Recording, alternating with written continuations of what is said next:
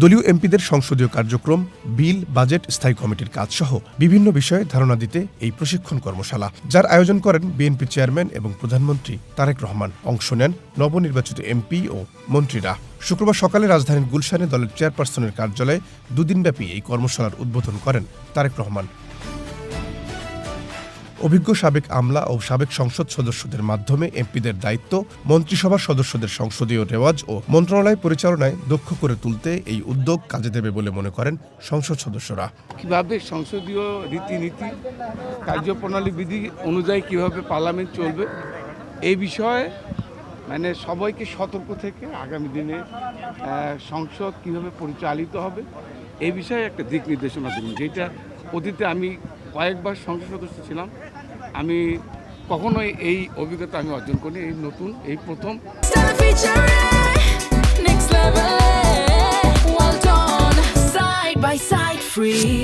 কর্মশালার প্রথম পর্ব শেষে বিএনপির সিনিয়র নেতা ও স্বরাষ্ট্রমন্ত্রী জানান, এবারের সংসদকে স্মরণীয় করে রাখতেই নতুন সদস্যদের কিছু সংসদীয় আচার আচরণ শেখানো হচ্ছে। লিডার অব দ্য হাউসের ভূমিকা কি, উপনেতার ভূমিকা কি, বিরোধী দলের নেতার ভূমিকা কি, হুইপদের ভূমিকা কি, এ সম্পর্কে আমরা আলোচনা করেছি।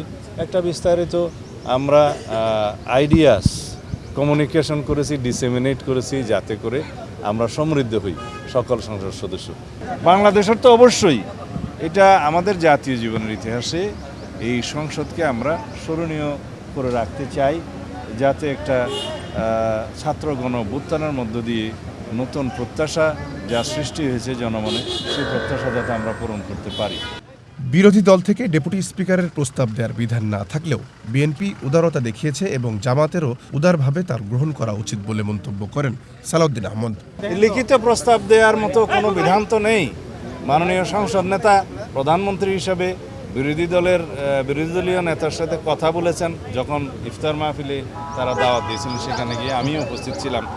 এই হিসাবে তাদের সেই প্রস্তাবটা গ্রহণ করা উচিত বলে আমি মনে করি। এখানে সব কিছু লিখিত দিতে হবে বা কন্ডিশনাল তেমন তো নয়।